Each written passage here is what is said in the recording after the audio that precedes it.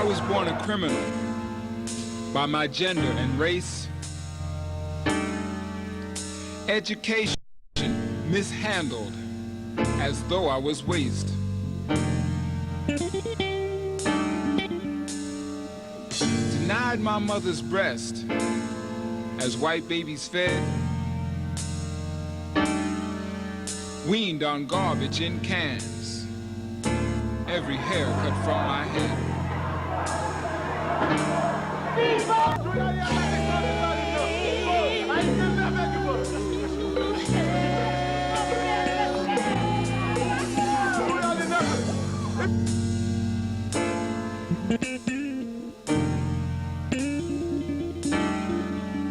I was, sir. I was, come. I was sized. I was circumcised. Castration disguised as a health precaution. I could never be the child my parents wanted. They wanted an abortion. I was born hunted and hated with a knife turning in my back. My mother's name is America, and I, the son born black.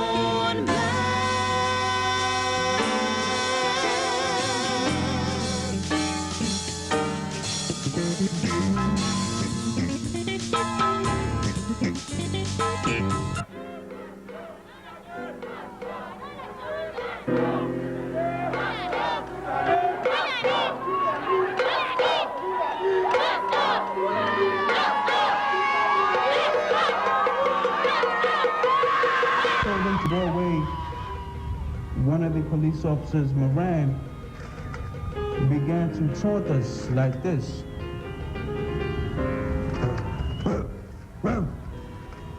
A lot of snarling gestures, taunting. I then saw Police Officer Vasquez throw the first punch at my friend Patrick.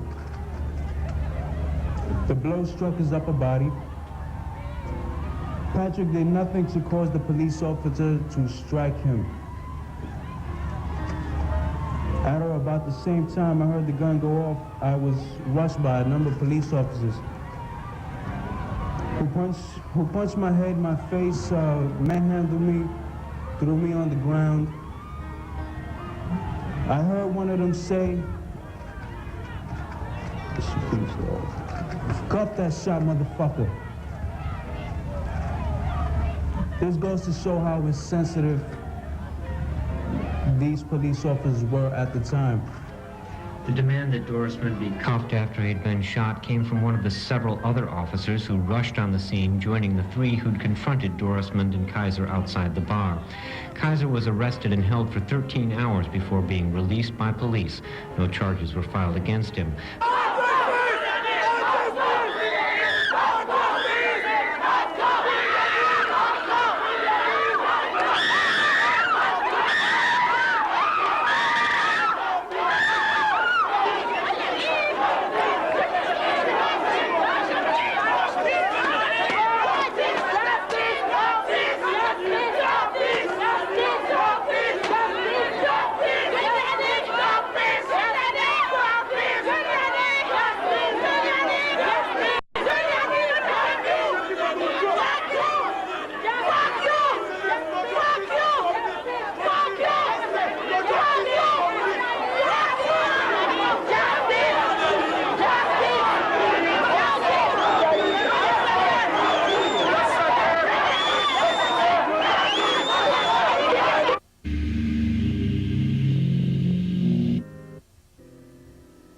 I arrived at Church Avenue between Rogers and Flatbush about 8 o'clock Saturday morning. The police had arrived even earlier, and they had begun setting up barricades to herd the people who were coming to the funeral of Patrick Dorismond in as if they were cattle. It reminded me of the Million Youth March. And I asked myself, if this were the funeral of a white, in the white community, Would they herd the citizens in like cattle? I decided that I would just talk with other people who had come early too, to find out what they thought was the reason that white people in general were so afraid of black people, especially the black man. I wondered what were their feelings as to why this system, this government, had decided that they would commit genocide on the African race. Over 1 million black men in jail, shooting us down all across the country. This is what they had to say. Absolutely, it is a matter of the African race that I think that they ought to get. And the killing of Patrick Dorismond has shown us that, you know, definitely it's time for action. I can say really that we're original people. And they're scared of us. They're scared of us. And God forbid that when these young brothers out here, this guy was just 27, the other one, Ferguson, was just, I think it was 26 or 25, I think. Amadou Diallo. God forbid when they start retaliating back. Woe be unto them when they start. That's all I got to say. It has to be a conspiracy, in my opinion. You want to give a black man, black youth. It's my understanding of we have been fighting for freedom for over 200 and something years, and it wasn't easy, and still it is not. The system is trying to get rid of people. They call us the so-called minority, when indeed we are the majority. Why are they trying to destroy us? Because they know we are powerful, we have a lot of strength. They're probably beginning to understand the history. Everybody emanates and came from the black man. And maybe they're waking up and realizing that once black folks get together, unite.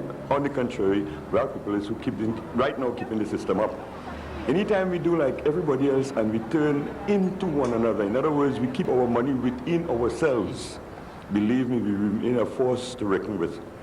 And as such, you can't afford that. You have to keep us divided. Who we could keep divided outside, those who we cannot keep divided outside, we keep them inside to keep the system going. Because it's a business, yes. The jail is a business. It's providing work for, look how many jails there is from here all the way up to Canada. We're talking about 10 or 12, 50, we say 10 to 15 different prisons in each state, and they're opening more and more and more. That's the money claims to protect and serve while the watchtower guns are aimed in the direction of the playground. Familiarity and false hope found in the sound of rounds fired and badges not turned in after fatal power trips. Taxes, death, and trouble on the rise. Latchkey kids. You can't keep a black man down. That's one. Number two, they are afraid, as I've said from before, afraid of one thing: rising to power. They who were once rulers, they divided and ruled, will be ruled by someone else.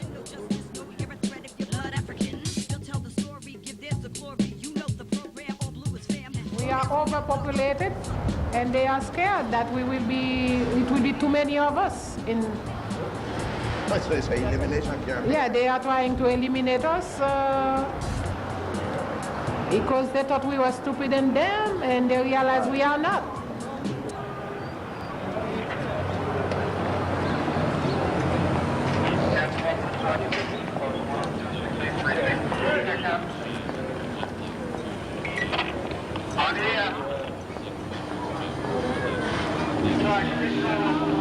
Funny how the government would claim to protect and serve while the watchtower guns are aimed in the direction of the playground.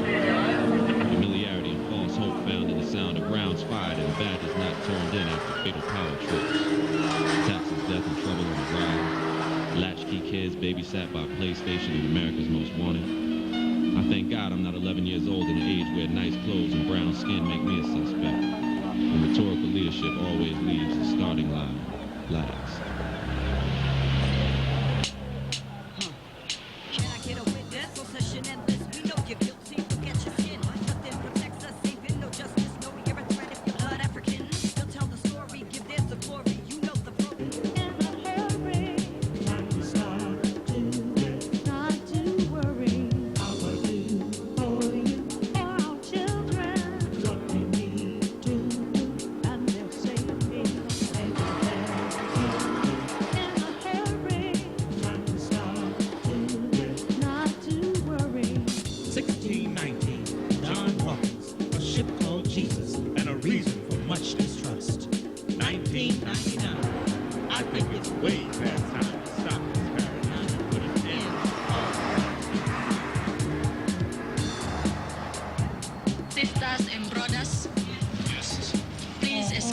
if I cried.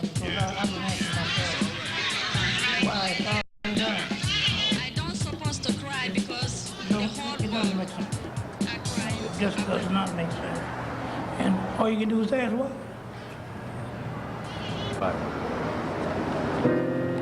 What I think is it started way back from in the days of our slavery or forefathers. We were prevented from seeing and going forward by the white man. And he was afraid because he knew that someday if we came together as a force, you know, as one, we will be a force to be reckoned with. And that is what is happening now.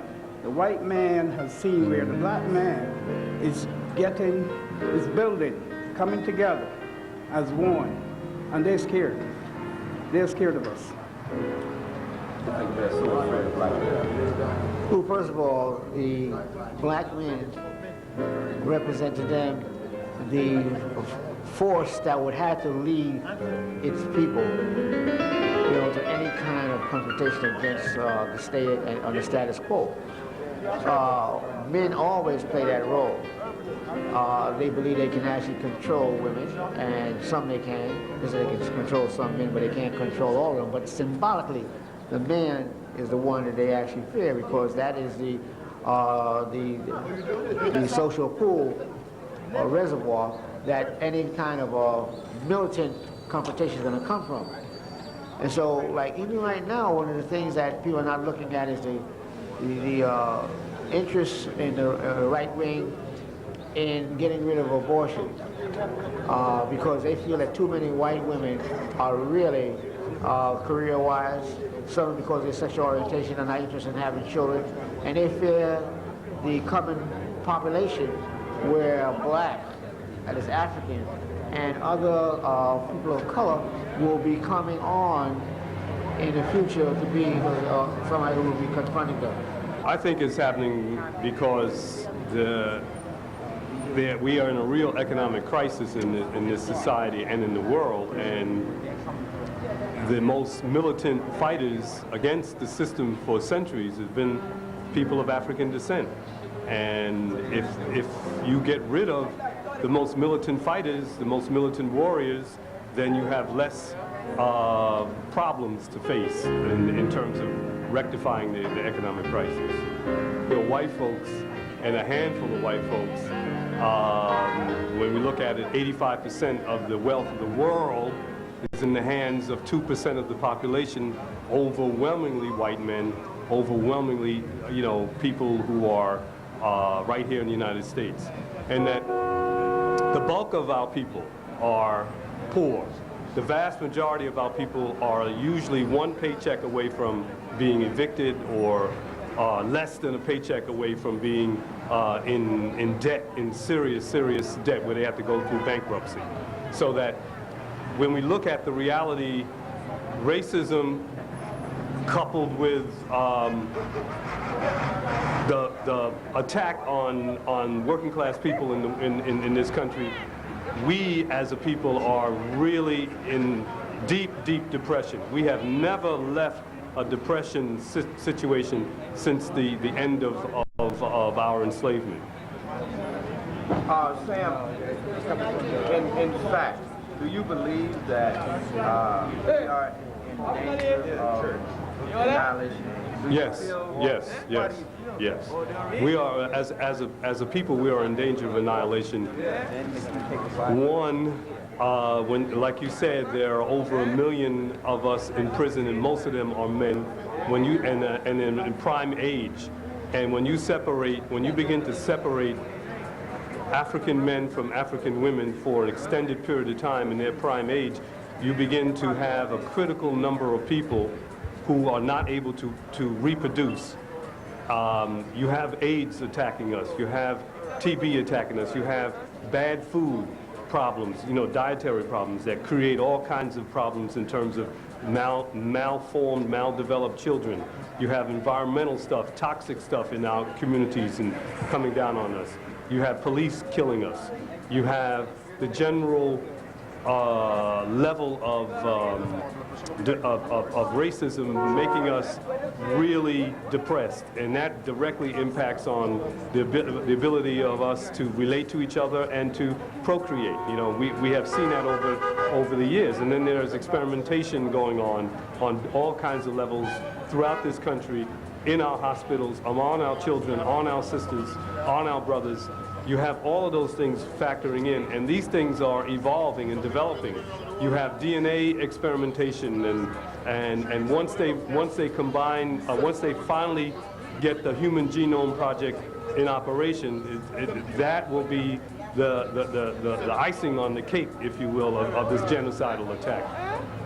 So those are many of the factors. This may take another generation before we see the significant thing of a depopulation of our people in this country, and in Africa and in the Caribbean.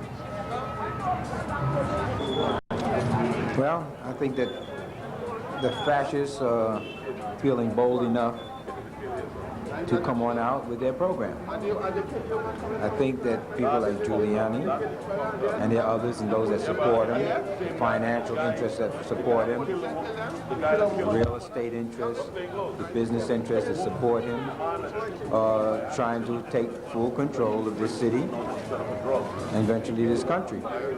They're trying to make it too expensive for black people to live in this city, and poor people, poor whites too. They'll be next. They're trying to take back all of the land, the neighborhoods, Manhattan particularly. They're trying to take all of, there's no manufacturing now, so they have to create some more jobs for themselves. They're creating jobs by prison industrial complex. They're building jails in upstate to provide jobs for the people up there, and warehousing black folks by putting them in prison because they have no work for them, and they just want to get us out of sight. A few years ago, I asked when Giuliani came in, and there was a lot of homeless out here, and I know there were closing shelters, but you just don't see homeless on the streets. Now that's where are they? And someone told me they're shipping somewhere upstate. And now we find out that there's a whole camp upstate where they have them. They take them up there, and they're like, I think it's, I'm not sure how many miles it is, almost 100 miles or more away, where they can't get back, and there's no real transportation away of them getting back. And they have them up there just like in concentration camps. Black people is getting more advanced now, you understand me? And the white people just want to see black people at the back at all times. They still feel like slavery is not abolished, you understand me? You know? But you know, we're not going to make that get us down. We're still going to fight. We got to fight for what we want. And that the fight is fair justice, you understand me? We got to fight for it.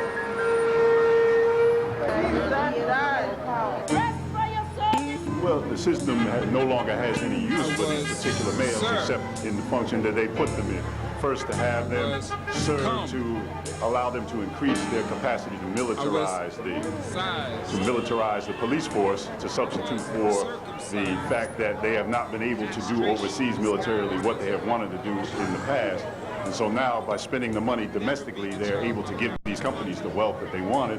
And that fits in very nicely with the fact that now, with the cost of labor going down because they're going all over the world to pursue opportunities for employment, the only way now to find a reasonable opportunity for employment for this black male is if he is in prison being paid the same wages that someone in India or someone in Central or South America would be paid. And so, knowing that they've been exporting these jobs overseas, and knowing that this same community uprose 30 years ago around the same conditions, that it's a nice, tidy package that they tie together. Imprison these folks, keep them in jail, and at the same time have them employed to the point where we will end up with a third world employment market right here. Anybody who doesn't fit into that prison model or has not gotten an education and been able to move up into some of the little niches that they have saved is doomed to be locked up.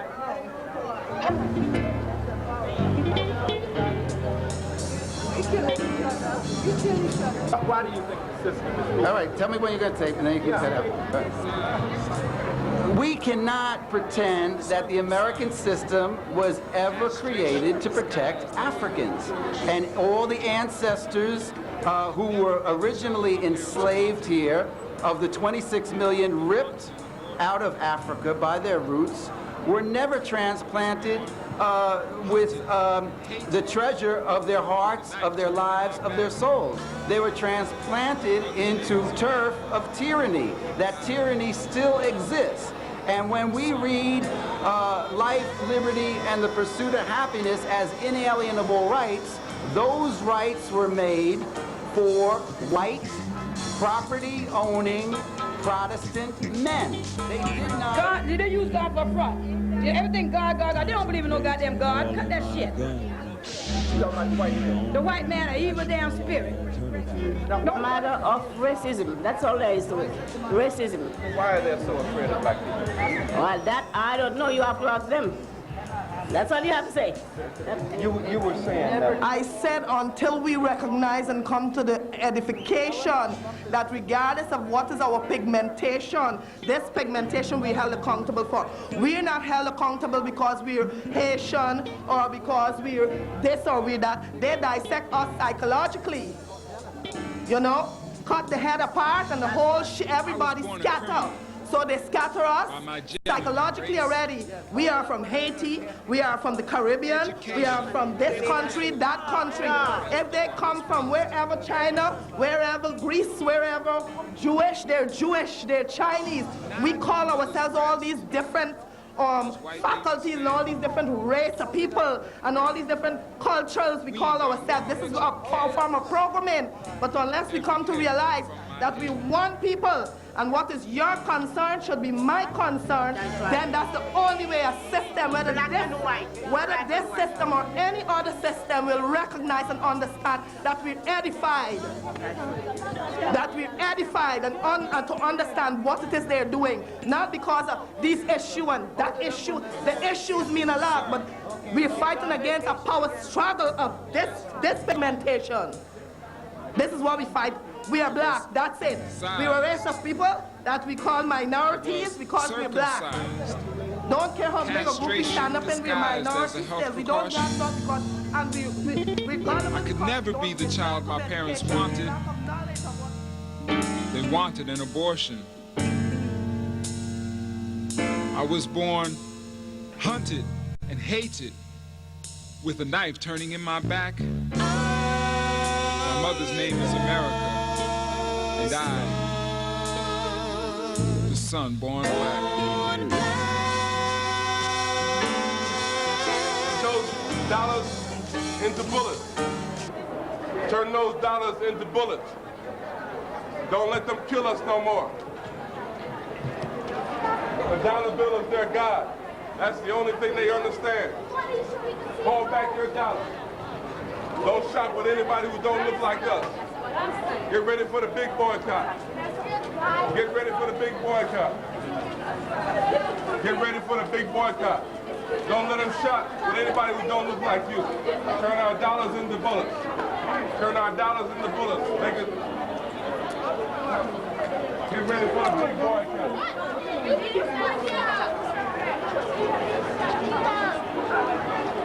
Get ready for the big boycott. Get ready for the big boycott. Community residents once again took to the streets today to protest the latest police killing. This time the shooting death of African immigrant Amadou Diallo, who died in a hail of 41 police bullets in the vestibule of his Bronx apartment building. Shot to death on Christmas Day by New York City police. The unarmed Whitfield was shot to death. Heaven, can't you see? Look into the streets. The police killing of Anthony Baez, a young Latino Sirens in man my killed by sleep, police get the after best a of me. football he was playing with accidentally struck a police car. While brothers are dying, is there anybody trying? Police brutality Devils in a blue dress. As in so many other cases, the evidence presented by the district attorney to a grand jury was not sufficient to warrant an indictment.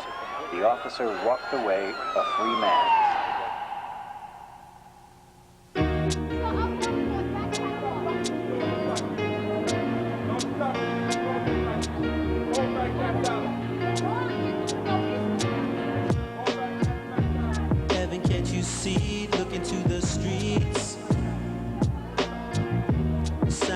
my sleep get the best of me.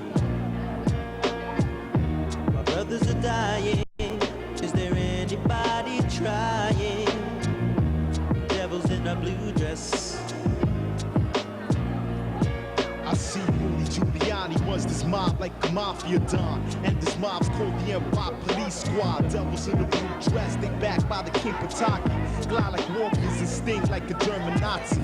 Earth's the burning grounds below heaven and angels. They put a Glock slug in the back of Kevin's a danger. I see a black man on death row, simply for defending himself against the devil. Yo, his name's Mumia. Political slave, these 6 days of grave before the day they victimized Mumia. Shit's real. On Christmas Day, they co-shot William Whitfield, the pig's peel. Do they consider it a big deal? It's about time they locked up Lavoli, put him with my homies. I bet the devil got an eye for me. Bet these lyrics got him really vexed. But to be damned by the devils to be truly blessed. My brothers are dying. Is there anybody trying? Devils in a blue dress. As dark clouds follow, I think of Amadou Diallo, and it's still a hard pill to swallow. How can the acts of men be so cold, taking the life of any African? Only this time the city replied, never more would another man die without the city's pride revealing the crime. 40 shots at an innocent man, 19 struck his body unarmed without a gun in his hand. Enter the devil in his blue chariot, blue dress, his blue dress, so who's next? He ain't having it. It's hard to swine, it's complete with real.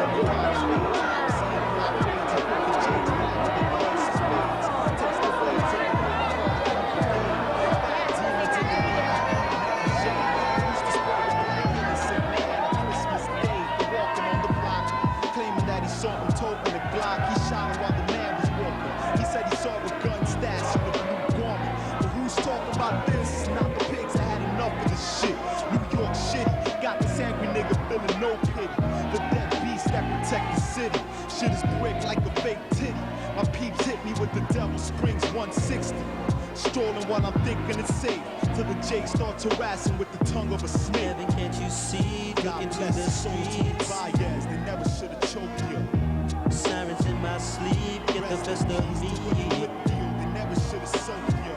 My brothers are dying. To Kevin Is there said, yo, anybody trying? full cup. Devils in a blue dress. They shot Amadou Diallo, then the whole city woke up. Heaven, can't you see? Look into the streets. Sirens in my sleep get the best of me.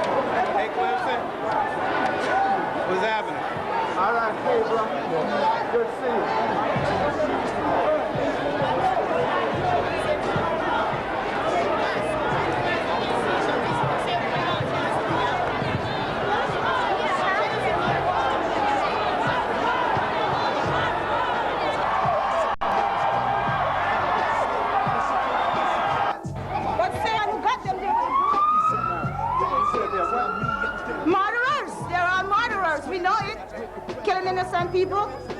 Because you said no, I don't know what drugs are. You kill me? Go there. So on my willies, throw your hands in the air while I scheme for your cream and rob your ass in the fucking stands. I had a character, Dottie my game. He acts as real Phil, so I told him, learn the name. The name is Real Bill, you can get on the line. Muchacha, ¿cómo te llamas?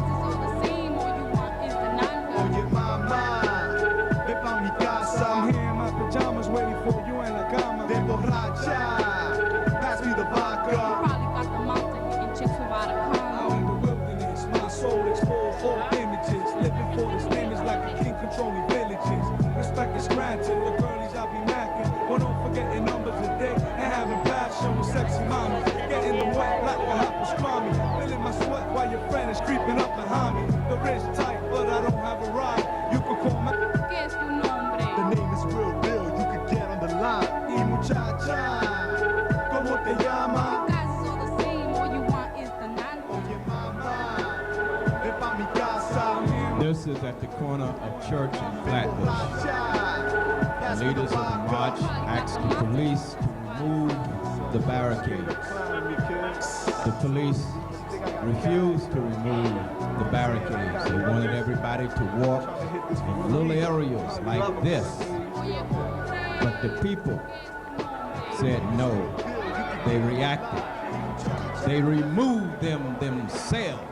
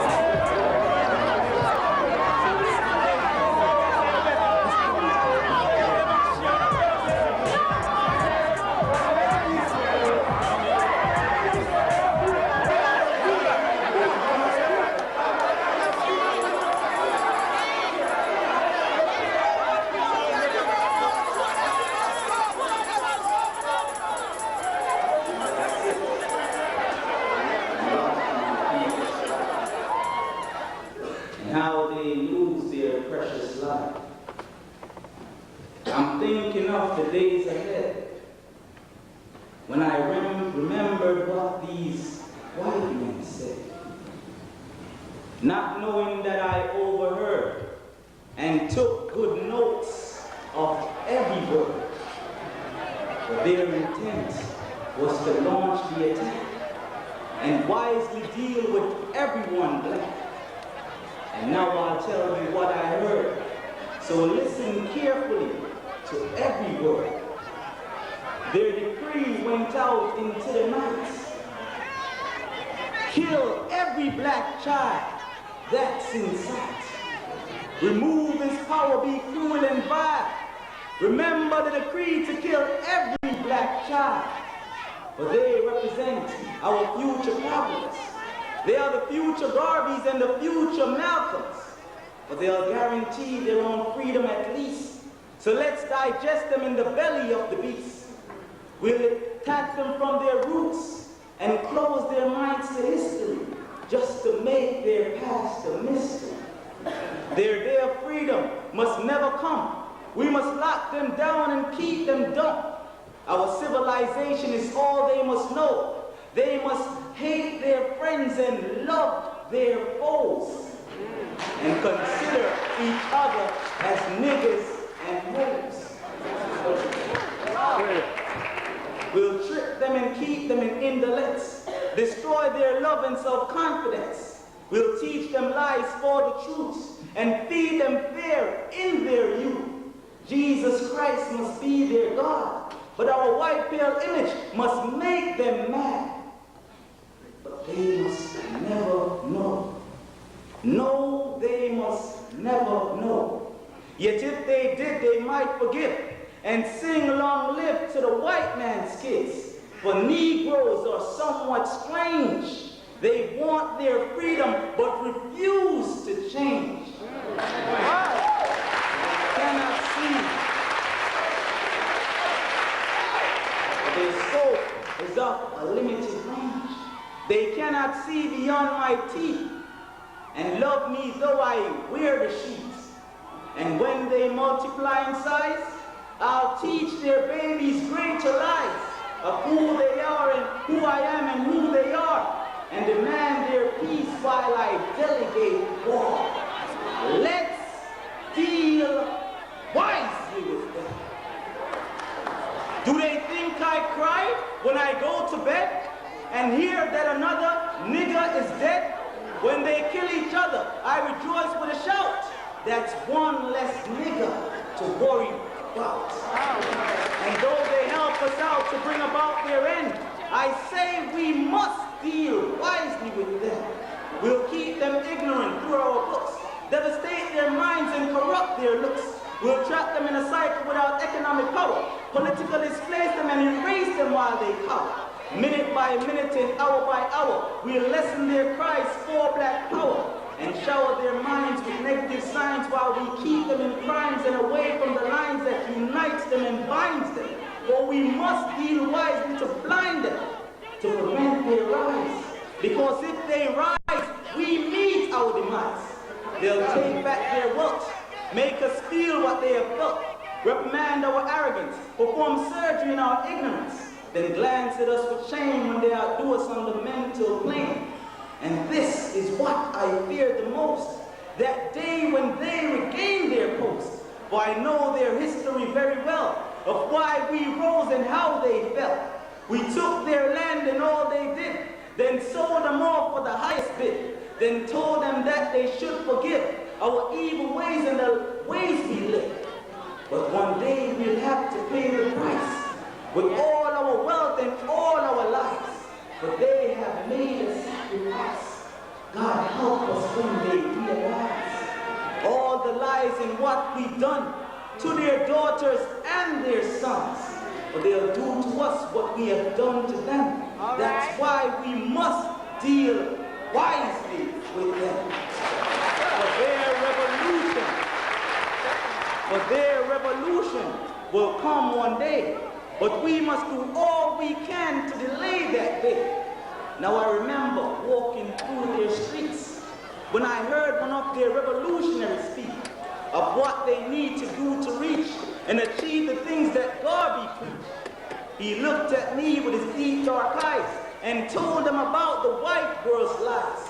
For his mission was to make his people understand who they were and where they were from. Then I heard a mumbling in the crowd, and though it wasn't said aloud, a few of his people spoke with the text, claiming he was a racist for teaching mess. And to the revolutionary they refused to clutch as they walked away and said he preached too much.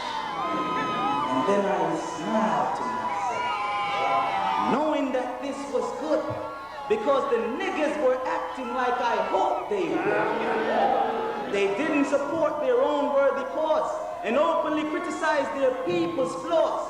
They had unfaithful leaders walking around, fearful of the black man who stood his ground. Some left the movement hoping to be free and trapped themselves in white Christianity, turning their backs on their own birthright to become lovers of whiteness rather than lovers of rights. And despite the warmth and the love they send, I say we must deal wisely with them again and again, because niggas can't be a white man's friend. They have genetic power to wipe us out, but I'll age them up before they take us out. I'll Christianize their mind and crystallize their time and stagnate that day when their sun will shine. I'll build more prisons to lock them up and sell them more crack to crack them up. Then I'll take their life and take their rights while I strike their communities with drugs and guns and force their kings to be beggars and bums. Let's deal wisely. These are the words of a white man's man. To disinherit and control the original man.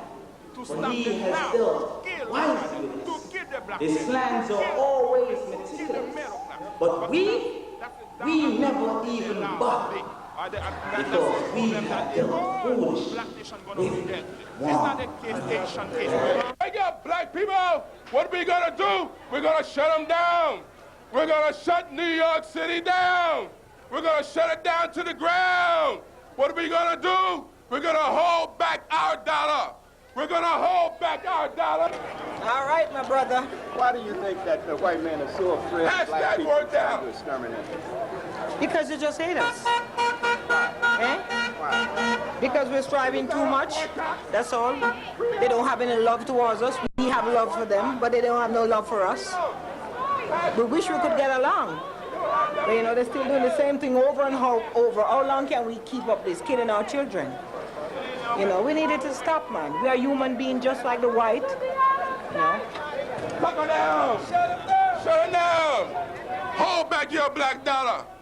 Hold back your black dollar! That they're going to investigate because they said that it was wrong for Giuliani to have unsealed the records of Patrick Dorismond. Well, the legislature is off beat. Because that's not the real question. The real question is not whether Giuliani unlawfully unsealed the records. The real question is why were the records available in the first place?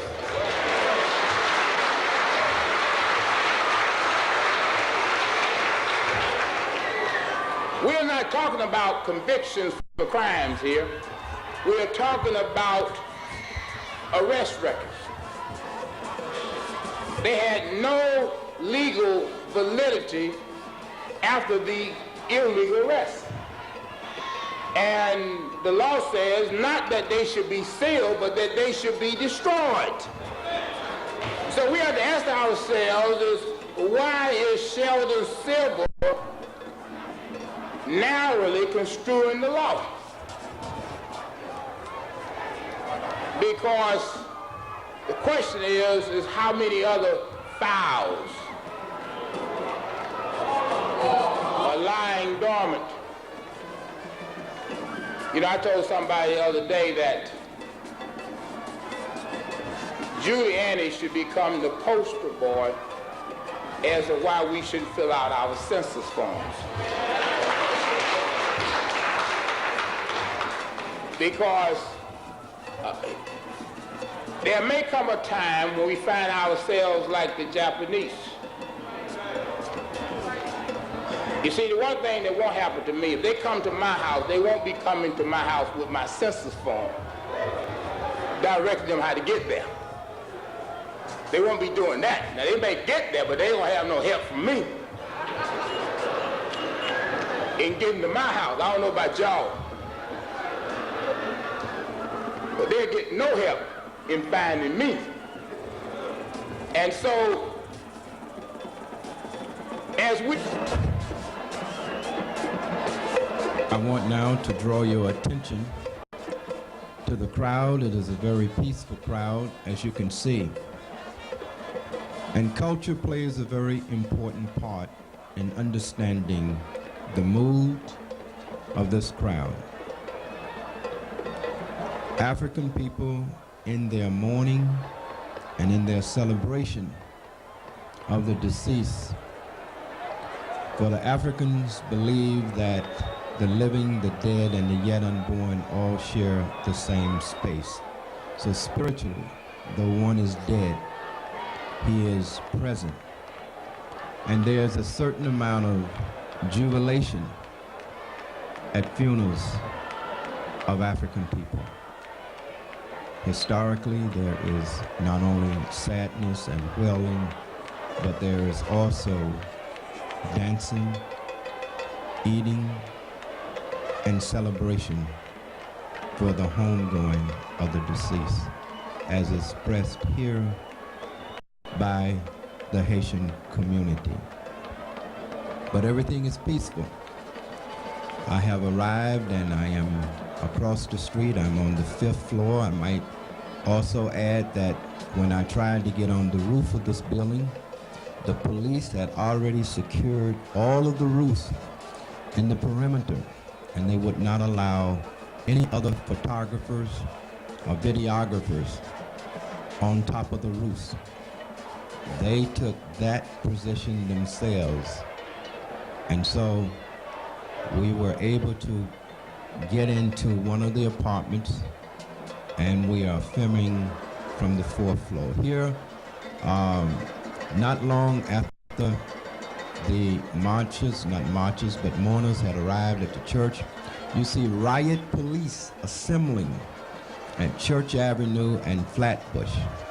You see probably 100 or so, maybe more, riot police in helmet already assembling as the crowd has really just gotten to the church. They've only been there now for approximately half an hour or so.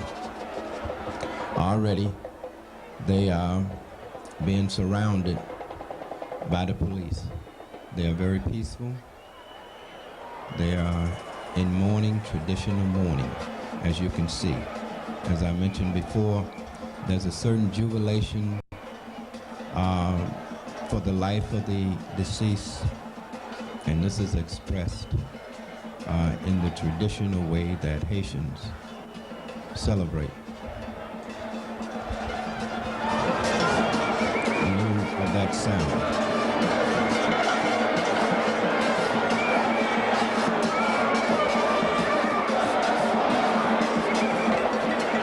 There you can see the police on the roofs across from the church, observing the crowd. Everything seems to be going very well at this point, as well as can be expected from a people who know that they are under attack and genocide seems to be the goal of the state. Here, children also watch from their apartments.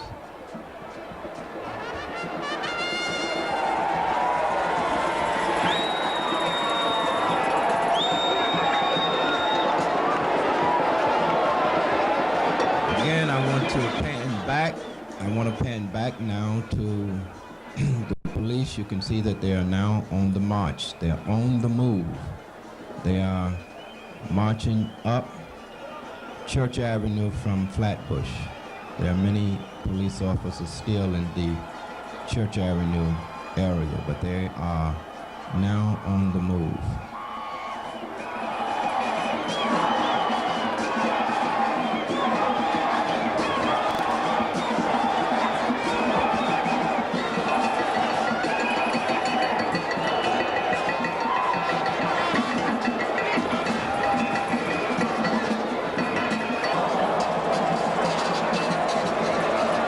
see that the people here are very peaceful. The police are here. There is no confrontation. Everybody is under their own control, as you can see. The service is now going on in the church. The funeral procedures mass is taking place, and people are waiting patiently with the family and mourning with them on the outside. The police have now moved up to Bedford Avenue. That's police still at church. Here is a group, a whole bunch, look like maybe 100 or so. Now they are marching down Bedford Avenue, and they will come around the back of the church. They are in riot gear already, as you can see, and the crowd is not in any way disorderly. There is no reason for these police officers to be in riot gear. That only provokes the people to wonder why, when they have come to mourn a brother, a citizen, that these police should treat them all as if they are criminals, should put our community under siege. As you can see, they're walking around now the church. People here are still very peaceful. There is no reason for riot police to be on the move. Now, this is approximately 2 hours later from the time that the funeral began. The whole mass was approximately a couple hours, a little less. And the procession, the funeral procession, the cars are moving to the side. They will not bring the body out of the front of the church. So the cars are now moving to the side of the church on Veronica Street, where the body will be brought out to the hearse. Everybody is still peaceful, as you can see. It's a huge crowd, several thousand people, many of them that was in the initial march have left, but still there are several thousand people here to give their condolence, to be with the family.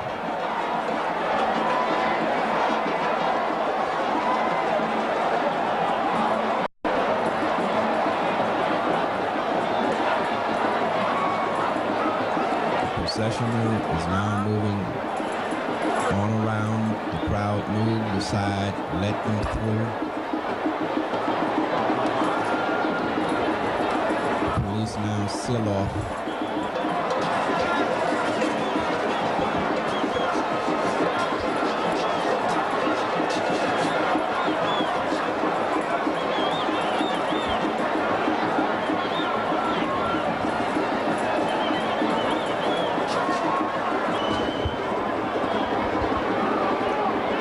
car is now pulling around the side of the church.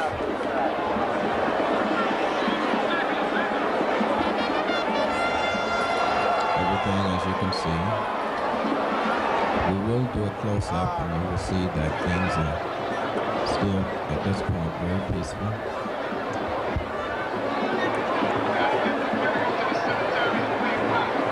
As you can see,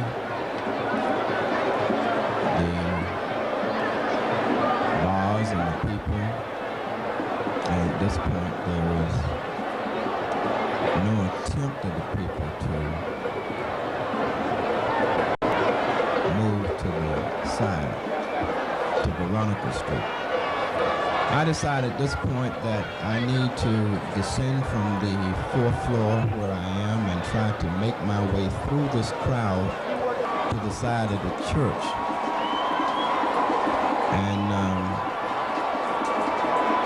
as I watched from the fourth floor, this is my last shot before I come down, I noticed that police are moving up, reinforcements begin to move up Veronica Street to Church.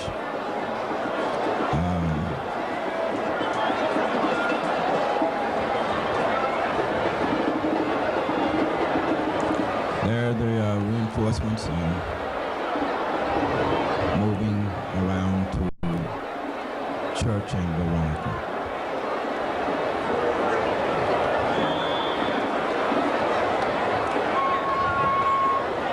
Everything at this point is peaceful. Helicopters above, taking pictures, videotaping, watching the crowd, and at this point I'm now down. When I get to Veronica, I notice that people want to go down Veronica, and there's Earl Maitland. There is Earl Maitland right there holding up his cell phone.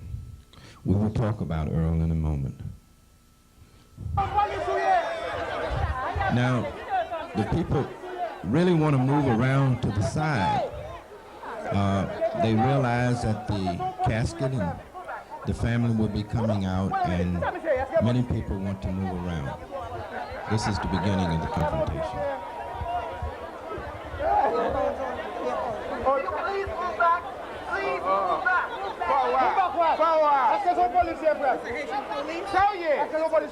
Don't fucking yell on me. I just asked you a question. You just had a question.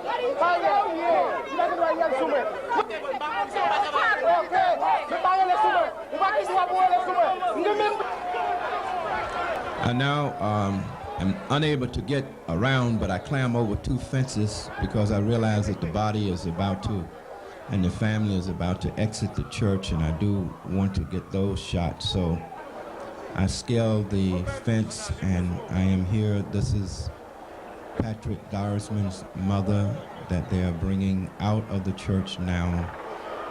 A mother who has lost her son, very grieved, and we all agree with her.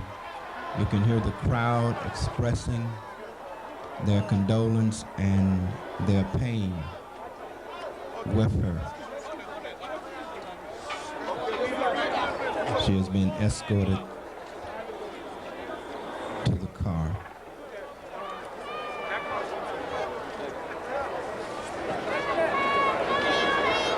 Reverend Sharpton is there with her. Reverend Sharpton is right there with the family.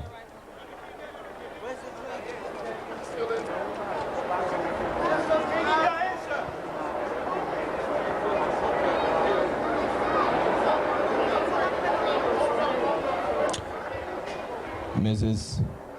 Diallo is exiting the church now. Mrs. Diallo. Mrs. Catiello. The crowd receives her warmly. They are glad that she is there to condole and to share support.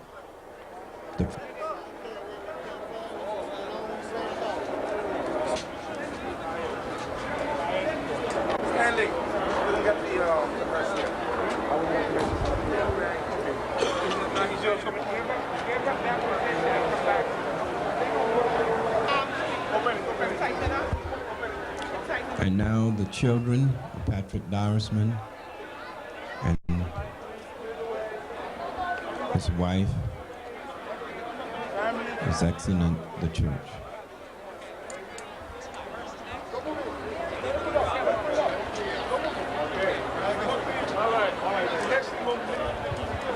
That is his daughter being held.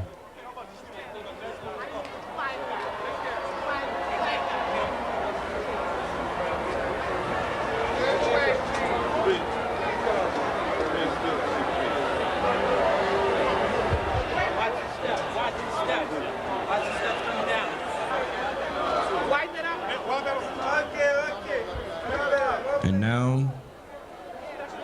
The body, the casket, is being brought from the church, is exiting the church. The pallbearers carry the casket high.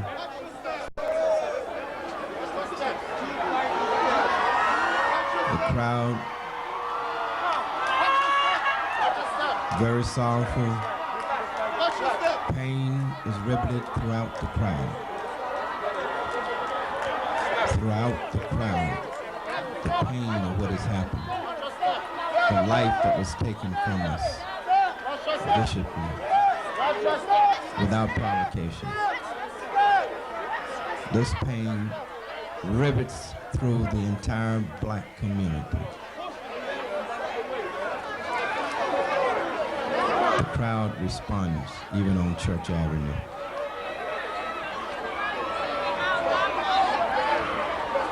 You can hear them in the background.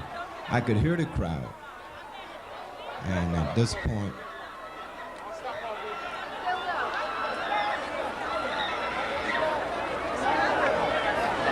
it's just sorrowful, very sorrowful.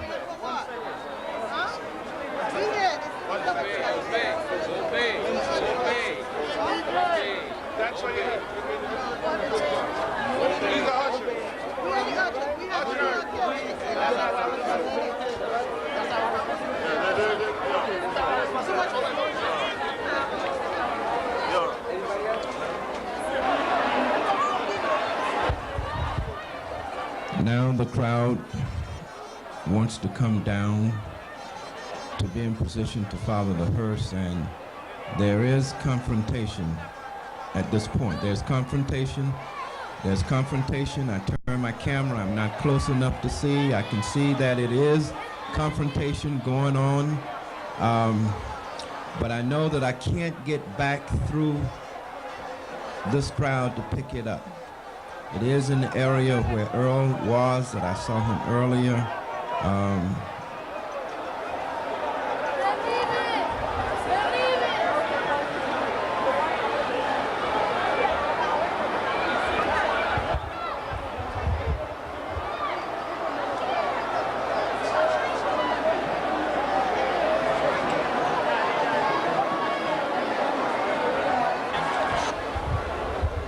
There is, most people are not aware that there is any kind of confrontation going on. Just the people who are in that vicinity, who are on the front line and are trying to come down Veronica and can't understand why they are being blocked in their own community. As you see, police though came with many handcuffs to arrest.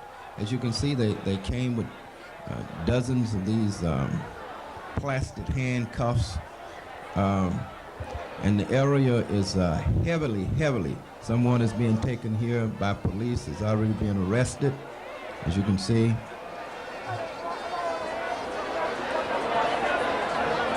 There are police everywhere. Everywhere is police. In this area, so.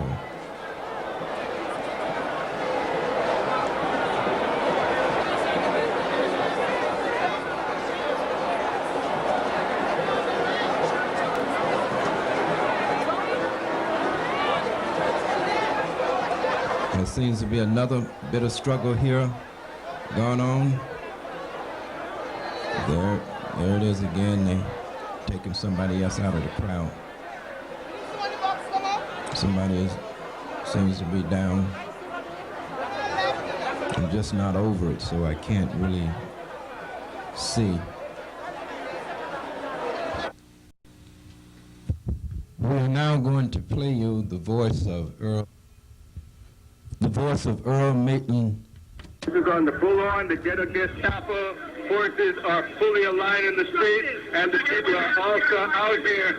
I don't know how long this is going to go on for, or what's going to happen, but people are not moving. And there's a confrontation here with a woman and the police, and the police are surrounding this woman, and they're beating her down to the ground. And she's down on the ground, and they're pushing me, and one of the cop captain is yelling, "Stop, stop!" And he's Despacito.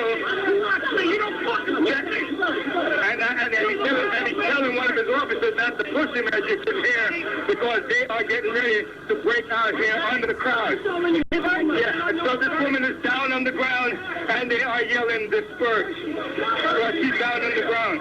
Leave the area! Leave the area! Pushed by the police from the 80th precinct, a grab. It's a deputy inspector grab. Leave the area! So this is the situation. Leave the area! Leave the area! Leave the area, please! Leave the area! We need to restore order. Please leave the area. We need to restore order. All the folks down here who's disorderly, the police, please leave the area. Patrick Dorismond, could you give us a statement as to what's going on out here? It's not 3 p.m. Leave the area. Or you'll be subject to arrest. Well, we are in you'll be subject to arrest. You're alive on DAI. Deputy Inspector. And I've been pushed by a police officer into the crowd. And he said, take it. And he just told them to fuck me up. I've been told by the police to fuck me up. And I'm down on the ground. And I'm trying to grab myself out of my back. And this is Dorismond who told them this. They're now on my back, and I am still broadcasting because this is our police department in New York. Now, we're now going to give you some footage from New York 1. A volatile situation here at Church Avenue in Nostrand, where violence erupted following the funeral of Patrick Dorismond. Dorismond had left the scene, his family, the body had left with the Reverend Al Sharpton and his mother, and then it was just a few minutes later that the violence erupted. Now, during this time period, the crowd, and we're going to get you some better pictures of what actually happened, but the crowd was trying to make its way through. The police had set up a human barricade, if you will. They were standing, the police, 3-4 rows deep. Everything was calm at that point. Everything was calm at that point, and what happened was the crowd, clearly agitated, continued to push through. Sensing that trouble was ahead, the police department pulled back. They moved off to the side, and it was at that point that the crowd then continued to come at them. It escalated, violence erupted. There were about 20 to 30 bottles thrown, if not more. We could see injured police officers. Arrests have been made. From that point, reinforcement, police were called in. They made their way here. They're still here in riot gear. Jeremiah, let's take a shot right here where you can see these are some of the reinforcement units that are just set up. And thank God that it did indeed rain, because it helped disperse this crowd. Backup police units have arrived. The helicopters are above. It is not a pretty scene. Now, there behind us, there is a fire department vehicle. We were told that many in this crowd wanted to march to the local police precinct. The police have blocked it off. There's a large crowd standing just behind us. It was a very volatile situation just a few minutes ago here. Community residents once again took to the streets today to protest the latest police killing. This time, the shooting death of African immigrant Amadou Diallo, who died in a hail of 41 police bullets in the vestibule of his Bronx apartment. Whitfield shot to death on Christmas Day by New York City police. The unarmed Whitfield was shot to death. Heaven, can't you see? Look into the streets. The police killing of Anthony Baez, a young Latino Sirens man in my killed by sleep, police get the after best a of me. football he was playing with accidentally struck a police car. My brothers are dying. Residents express Is there outrage over what they anybody say is a pattern of trying? police brutality The devil's against in a people blue of color dress. across As the in so city. many other cases, the evidence presented by the district attorney to a grand jury was not sufficient to warrant an indictment. The officer walked away a free man. Brothers and sisters, we thank you. Transatlantic Productions.